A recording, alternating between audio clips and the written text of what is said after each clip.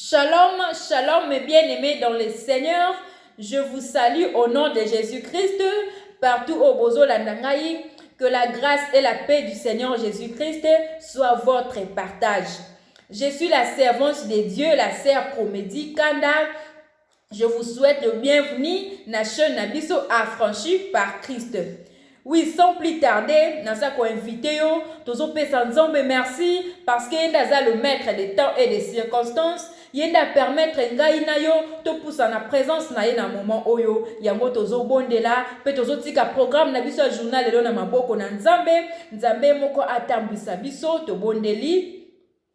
Merci éternel des armées. Merci Jésus-Christ de Nazareth. Merci pour ce souffle de vie. Merci pour cette grâce. Tous à la parmi bateau bazana bon une journée à l'élo. Seigneur, merci pour l'occasion. Au pessibiso ko pousse à la présence na yo nzambe. Yango to kabi programme na biso journal l'élo na maboko na yo papa. Yo ne tambwisa biso na nguya na yo bandelikino suka Seigneur Jésus. Yawe to beli mo limo mo santu na yo. Aya ko zwa contrôle ya moko na moko partout au to zwami. Seigneur to sengi mon limo mon santu na yo à disposer corps âme esprit na biso na présence na yo yo to sengi mon limo mon santu na yo akamba biso bandelikino suka pona lokumu na yo nzambe na lola au nom puissant de Jésus-Christ de Nazareth. To telemeli nyonso ya envoûtement ya distraction, to telemeli nyonso ya lourdeur pe ya dégoût ya prière, to repousser yango mosika pe te rendre yango nul et sans effet, et c'est là au nom puissant de Jésus-Christ.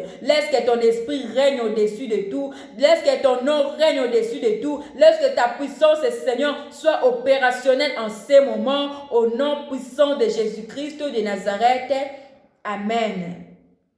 Oui, mes bien-aimés, que Dieu vous bénisse. Nzamba pambola yo pona disponibilité na yo, yo mtozo la nanga na moment oyo vraiment nzambe asala quelque chose na vie na yo. Pe nzamba pambola lisusu bandeko nyonso tout o baza ko soutenir musala nzambe de près et de loin. Vraiment je vous aime beaucoup au nom de Jésus. Que Dieu vous bénisse abondamment. Pe nzamba pambola yo lisusu ozola nangai pour la première fois. Na souhaité lisusu soyez le bienvenu na kata programme na biso o tolobaki 16 mois de prière pour ne plus voir ce genre de personnes. Oui mes bien-aimés na sengi na yo pour la première fois ozola nangai o s'abonner na chaîne na biso affranchi par Christ pour avoir notification ya programme nyonso tout ndenge nzambe azotambwisa biso. Amen. Peut partager mes vidéos oyo pour permettre bandeko mususu baya ko rejoindre biso na kata programme oyo pe ensemble to mona loboko na nzambe pote nzambe alingi akangola ba vie na biso. Amen. Nyonso wana pona lokumu na nzambe. Oui mes bien-aimés, vraiment toza na présence na nzambe tozo continuer toujours na programme na biso o tolobaki 16 mois de prière pour ne plus voir ce genre de personnes. Bien aimé, et ça programme spécial, programme ozo concerné ngai na yo. Yango na sengi na yo me bien aimé, koza la distraité na présence na nzambe parce que nzambe aza na décision ya ko libérer ngai na yo na maboko ya batu mabe. Quels sont ces genres de personnes oh nzamba lobi plus jamais na ba vie na biso. Eza bato baza envoyé par le monde de ténèbres. Bato baza animé na ba mauvais esprit ou à chaque fois balukaka toujours ko nuire ba vie na biso. À chaque fois balukaka toujours ko rendre biso ba malheureux. Yango nzambe a vu décision alobi plus jamais ce genre de personnes. Yango ngai na yo segeli to telema na présence na nzambe. Bien aimé toko continuer pendant 16 mois na présence na nzambe. Toko belela nguya na nzambe parce que nzambe ongana yo tozo bondela aza fidèle. Nzambe wana akosaka te. Jésus-Christ de Nazareth, il est le même hier, aujourd'hui et éternellement. Aza fidèle na ba promesse na ye. Ndenge alobi ngai na yo to belela ye pendant 16 mois pe akokangola biso. Oui mes bien-aimés. Akosala yango parce qu'aza fidèle. Nzambe wana tanga alobaka kosaka te. Nzambe wana tanga atelemaka. Eloko moko te résistaka na présence na ye. Peu importe situation o ngana o tozo vivre na moment oyo. Peu importe condition o toza nango na moment oyo. Bien-aimé Jésus-Christ là. Il a la solution à tous nos problèmes, bien aimé, à tous nos problèmes. Quel que soit les cambango pona yo ozomona, c'est comme si c'est impossible les solution. Quelle que soit la situation où yo ozo vivre, yo moni ezabongo pona libele ko changer te. Mais bien aimé, ngana za ko assurer yo que au nom de Jésus-Christ, situation wana Nzambe azo mettre fin na yango parce que aza capable, il est le tout puissant, l'Éternel des armées et a eu décision ya ko mettre fin na nguya nyon surtout o eza ko luka ko déstabiliser ba vie na biso, ko détruire biso, ko rendre biso ba malheureuse, o eza ko luka ko détruire ba foyer na biso, ba famille na biso. Nzambe a eu décision penga naza ko assurer yo kaka na journée ya lelo ndenge yo pusani na présence na Nzambe et il y a un miracle qui va se produire dans ta vie et tu vas témoigner la grandeur de l'Éternel. Bien-aimé, kaka na journée à lelo, yango na sengi na yo kozala distrait ezala concentré parce que nengana yo to sangani na moment oyo Jésus-Christ est au milieu de nous. Pe Nzamba za kati na biso azo sala o eza kati ya baposa mitema na biso. Ils sondent le cœur et le rein. Katia motema na yo kaka Nzambe nda yebi yango. Nga na yebi yango te, mais Jésus-Christ là, il a la solution à ces problèmes. Likambwana ozo déranger yo, Nzamba za na solution pe ameme yo yango na journée lelo, yango na sengi na yo kozala distraité, zala concentré na présence na Nzambe po ozwa o Nzamba bongisi yo na journée lelo. Amen. Que Dieu nous bénisse encore. Tozu ba Bible na biso, tozo tanga na livre ya Exode. Tobandi na chapitre livre Exode chapitre 1, Tobandi na verset 13. Je lis la parole de Dieu. Alors les Égyptiens réduisirent les enfants d'Israël à une dure servitude. 14. Ils leur rendirent la vie amère par des rudes travaux en argile et en briques, et par tous les ouvrages des champs. Et c'est avec cruauté qu'il leur imposait toutes ces charges. La parole du Seigneur. Totangi na Exode chapitre 1, totangi verset 13 na 14. Mais bien aimé, la Bible dit, ba Égyptiens, ba komaki ko nyoko la peuple Israël, ba banaki ko pesa bango misala ya makasi, pe Bible lobi ba banaki ko imposer bango yango. Dans situation au peuple Israël va comment qu'il vivre ya servitude, ya captivité, et ça qui veut bande ko dépendre na choix na bangote. Bien aimé likambo bazo imposer mutu, ezo la likambo wana eza na volonté ya mutu wana te. Eza na choix ya mutu wana te. Soki bandaki ko dépendre kaka na choix to na vie ya bana Israël, balingaki ko accepter te misala wana o bandaki ko pesa parce que ezaki misala moko ya souffrance. Ezaki misala moko bandaki ko rendre bango vie amère. Et bandaki ko rendre bango pesa ki bango même dégoût ya ko vivre. Oui, mais bien aimé. Likambo o bazo imposer mutu, eza likambo eza contre volonté ya mutu. Eza na choix ya mutu wana te parce que mutu moko te na sena moyo oyo acceptaka ko vivre na kati ya misère. Mutu moko te na sena moyo oyo asepelaka ko vivre na kati ya malheur. Mais soki ezo dépendre kaka na choix mutu. Na ndimite ke mutu moko akolinga maladi moko ya corona eya po eboma ye. Soki ezo dépendre kaka na choix ya mutu. Na ndimite ke mutu moko akosepela ademere na kati ya stérilité. Soki ezo dépendre kaka na choix ya mutu. Nani akolinga a vivre toujours na vie ya célibat. Nani akolinga a vivre toujours na kati ya pauvreté, na malheur, na souffrance, na échec, na humiliation. Na ndimite ke mutu moko akoza na sengo ya ko vivre na kati ya misère, mes bien-aimés. Eza ba situation difficile au monde à ténèbres eza ko imposer biso.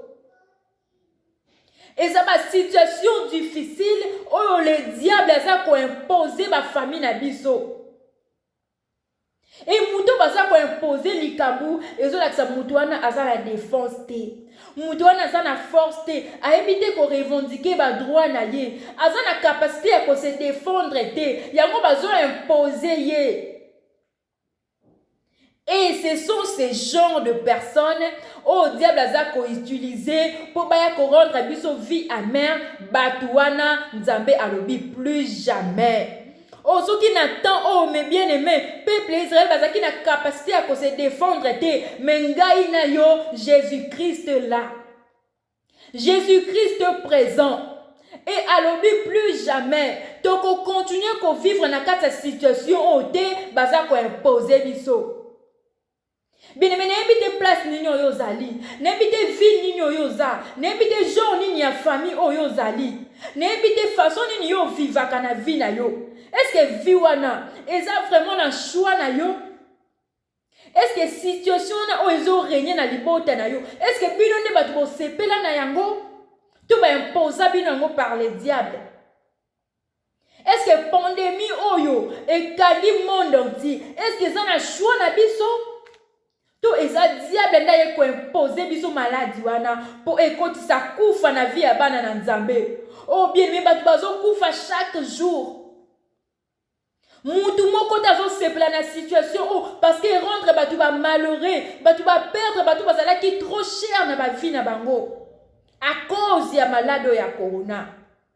Batu ba perdre misala. À cause ya situation au monde à ténèbres et ko imposer biso o ezana choix na biso te. Bien-aimé, Jésus-Christ est là pour nous. Il est capable. Il a la solution. Oh, mais bien-aimé, nous pour présenter au Jésus-Christ. Il est le seul qui peut trouver la solution sur cette situation, mes bien-aimés. Likabo ngana yo toza na solution na mote. Jésus-Christ a la solution. Et solution yango amemeli ngana yo na moment oh mes bien-aimés. Na lo ba yo koza la distraité na présence na Nzambe parce que na moment oh bien-aimé nguya na Nzambe ezo kita place yo za. Loboko na Nzambe ezo localiser yo pona ko bimisa yo na kati ya captivité. Loboko na Nzambe ezo bimisa yo na kati ya libulu wana. Loboko na Nzambe ezo longola yo na situation on va imposer yo. Au plus jamais qu'on vivre na vie on va imposer on vivre na vie o yo moko zo sepela nango on vivre na vie o yo moko zo linga on vivre na vie o eza esengo o eza ya bonheur parce que Nzambe azana projet ya pepe ya bonheur. Vie au ya malheur nzamba yebi yango te eza projet ya nzambe te eza vie au diable ndaza ko imposer yango. Oh l'Éternel s'est levé en ce moment mais bien aimé na moment oyo nguya na nzambe eza ko localiser au place ozali eza na mboka oyo zo vanda eza na kata ndaku oyo zo vanda vie nyonso tout au monde à ténèbres eza ko imposer biso nzamba zo longola yango. Au moment où je parle il y a la gloire de Dieu qui est en train de te localiser là où tu es. Au moment où je parle à ce moment, il y a la puissance de l'Éternel. Et ça qu'on la situation au monde à ténèbres. Et ça qu'on impose biso pour rendre biso malheureux. Et comme ça vit na biso amer. Aussi la sentiment qu'on vivre dans mon kili. Et ngouya na nzambe aussi sa puissance wana. Au nom de Jésus, je sais eux le croient. Et l'Éternel est capable. Il n'y a que Jésus-Christ qui a la solution à cette situation, mes bien-aimés. Et si ka o mayele na batesuki nde sika nzamba bandaka ongai ne yo tozana mayele te tozo bate formule nino to ko utiliser poto bima na situation o tozana ngo et la formule c'est Jésus-Christ yenda yesiko na moment oyo pona ko bimisa biso na kati ya situation oyo monde à ténèbres imposé biso pendant longtemps situation on a ya misère il y a blocage il y a pauvreté il y a stérilité il y a humiliation o ezako retenir yo na kati ya humiliation ezako retenir yo na vie ya soni ezako retenir yo na vie ya pauvreté. Mais bien aimé, l'Éternel est là, Jésus-Christ vivant, il est venu pour nous délivrer. Yango na moment où mes bien aimé tozo bonde la ngai na yo. Nous allons prier. Kaka na nzela ya prière na ngai na yo ndenguya na nzambe ekomimonisa na kati ya ba vie na biso. Et nous avons assuré mes bien-aimés. Avant aussi, sa programme, on a 16 mois de prière. Nous avons témoigné. La grandeur de l'Éternel parce que je sais de quoi il est capable. oyo epai na nzambe impossible ezalaka te. Impossible epai na ye eza te. Nzambe wana aza na impossible te. Aza na solution ya baproblème nyonso. Aza na baformule nyonso tu oyo ekoki kobimisa ngai na yo na vie au monde na ténèbres eza koimpose biso. Sans plus tarder na invité mes bien-aimés banda kopambola nzambe oyo tozopesa nzambe wana. Merci, merci Seigneur Jésus, merci pour ta présence en ces moments, merci pour ta gloire Seigneur Jésus, merci pour na loboko na yo ya nguya Yahweh oyo kitisi na journée ya lelo. Merci pour na puissance na yo oyo kitisi na disposition na biso. Merci Seigneur Jésus pour na message oyo tindeli biso na journée ya lelo.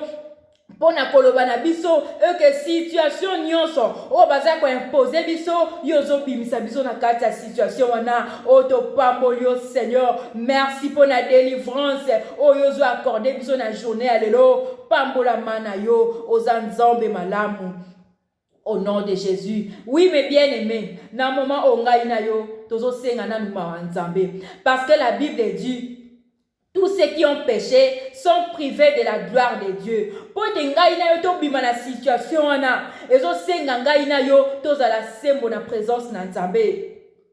Yango na moment o tozo bisa nzamba limbisa lisumu nyonso ekoki kompeshe loboko na nzambe sa na vie na ngai na yo tozo bisa nzambe wana yo kela biso mawa. Mais bien aimé bisa nzamba limbisa yo obetisa maki mabaku obetisi baninga mabaku osali makambo esepelisi nzambe te yebisa nzambe ayo kela yo mawa atala lolengo zate kasi mawa na ekita likola bomo ina yo. Oh le miséricordieux Yesu mawa na yo likola bandeko moko o te ko poussa na présence na yo na au Seigneur longola nyonso ekoki ko empêcher loboko na yo sala kati na ba vie na biso to sengi mawana yo likolo na biso au nom puissant de Jésus-Christ de Nazareth. Bien-aimé bela makila na Yesu sanctifié yo bela makila na Yesu purifié yo et longola condamnation ya lisumu nyonso o eza koluka ezongisa yo na kati alliance ya masumu pour empêcher au mona loboko na nzambe te. Le sang de l'agneau et bana ko purifier vie na yo et sanctifier bana na yo et sanctifier libota na yo et sanctifier ndako place ozali makila na Yesu Masia et comme ça yo agréable na présence na nzambe au nom puissant de Jésus-Christ de Nazareth. Oui, l'Éternel est là au milieu de nous azoyo kaba prière na biso. Oui mes bien-aimés bela molimo na nzambe molimo mosantu apesa impact na ba prière na yo. Molimo mosantu atia nguya na ye na kata maloba na yo ndenge tozo déclarer na moment oyo senga nguya molimo mosantu et accompagner ba parole na yo enfin que o nyonso yo ko déclarer ezala oui et amen to bondeli na kombo na Yesu Masia. Oh l'esprit de Dieu, la puissance de Dieu molimo mosantu lati sabiso na moment onction tondi sabiso na puissance tozala remplir revêtu na nguya na yo en fait que ndenge tozo bondela ndenge tozo déclarer ba parole na biso ezala rempli de ton onction pour te détruire toute œuvre démoniaque au nom puissant de Jésus-Christ de Nazareth. Alléluia mes bien-aimés. Oui, ndeko na ngai ce que peuple Israël Égyptien réussissait qui ko imposer bango parce que bazala qui sans force. Et na moment oyo nguya na nzambe e pesinga na yo makasi. Na moment oyo nguya na nzambe e pesinga na yo pouvoir e pesi biso autorité. Siko na moment oyo tozo kende ko renoncer. Situation nyonso oyo bazoluka ba imposer biso. Pe situation nyonso oyo basi ba imposer biso déjà. To koma déjà ko vivre yango. Tozo banda ko renoncer nango, tozo boya yango, pe te bondeli na kombo na nguya na Yesu Masia. Au nom de Jésus-Christ de Nazareth, Seigneur, je me lève à ces moments pour na ko renoncer na condition de vie nyonso. O baza ko imposer biso na monde à ténèbres. Au nom puissant de Jésus, toza ko renoncer na vie nyonso amère. O baza ko imposer biso to banda ko vivre yango. Au nom de Jésus-Christ de Nazareth, naza ko renoncer na condition nyonso tout. O baza ko imposer biso to renoncer na yango au nom de Jésus. Condition ya ko vivre na kati ya pandémie ya corona, to renoncer yango au nom de Jésus. Condition ya ko vivre na kati ya vie ya misère, to renoncer na yango au nom de Jésus. Condition baza ko imposer biso to banda ko vivre comme ba esclave, to renoncer na yango au nom de Jésus. Condition baza ko imposer bandeko nyonso tu o baza ko landanga na moment o eza ya stérilité, ezala ya célibat, ezala ya chômage, ezala ya malheur, elamba wana esclavagisme o bapesi biso yango to renoncer na yango toza ba esclave te, muta ko imposer biso vie azate parce que l'Éternel est avec nous. Et au nom de Jésus-Christ de Nazareth, muta ko imposer biso vie azate, muta ko imposer biso situation te, muta ko imposer biso condition te. Oh, la Bible déclare là où il y a l'esprit de Dieu, il y a la liberté. Oh, l'esprit de Dieu qui est en train de nous combler de sa puissance à ce moment, et il nous rend libres, il nous donne la liberté de vivre selon nos choix. Au nom de Jésus, Nguyana Nzambe, bandako rendre ma vie na biso libre, bandako rendre ma famille na biso libre. Au nom de Jésus-Christ de Nazareth, il y avait vigno sur imposa qui biso, tu vas dire qu'on longola yango, tu vas dire qu'on renoncer na yango, peto boy yango. Au nom de Jésus-Christ de Nazareth, au nom puissant de Jésus, oh l'Éternel est avec nous, Seigneur Jésus. Alléluia Jésus. Oui, mes bien-aimés, dans le moment où peut-être ils ont un projet moko boye, ils ont un plan moko boye, tam su to yebi yango na nute, tam su po si oyebi yango. Ba annoncer déjà situation moko boye, et stressé déjà makanisi na yo. Ba annoncer déjà nouvelle moko boye, et ba déjà ko troublé parce que nouvelle wana eza oyo zo sepela nango te, eza oyo ko ya ko rendre yo vie malheureuse. Na moment oyo banda ko annuler. Situation nous sommes pas ko préparer, ba imposer yo yango. O eza contre choix na yo bien aimé banda ko annuler yango. Cela n'arrivera pas, cela n'aura pas lieu au nom puissant de Jésus-Christ de Nazareth. Oh na moment au Éternel des armées, yo yebi plan nyonso ezo salama, yo yebi projet nyonso ezo salema na monde à ténèbres, yo yebi ba méthode nyonso o baza ko organiser pour ba imposer biso vie esclavagisme, pour ba imposer biso vie ba malheureux. Au nom de Jésus, Seigneur, tu annules les projets wana, et c'est là au nom puissant de Jésus-Christ de Nazareth. Ô Éternel des armées, to pambolio, aux amoyo kilo sambo, to pambolio nzambo akokisaka libonde lia bayenge bene, to pambolio nzambo ozana biso na présence na yo Seigneur Jésus. Merci Éternel. Yo bandaki na biso programme oyo po komina biso na suka, yawe to tiki ba vie na biso na maboko na yo, to tiki ba famille na biso, ba mboka o partout ozali Seigneur, tikete kimia na yo e règne, tikete ba projet na yo ya bonheur pe ya paix, yango ne e accompagner biso au nom puissant de Jésus-Christ de Nazareth.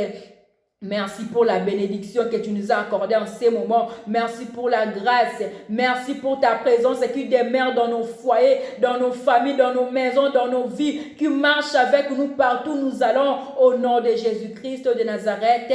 Amen. Oui, mes bien-aimés dans le Seigneur, que Dieu vous bénisse. Mes bien-aimés, toza toujours continuer na programme na biso ya 16 mois de prière pour ne plus voir ces genres de personnes. Vraiment nzamba pesa yo makasi, inviter bandeko ebele to sangana pona ko bondela, et nous allons témoigner la grandeur de l'Éternel. Que Dieu vous bénisse.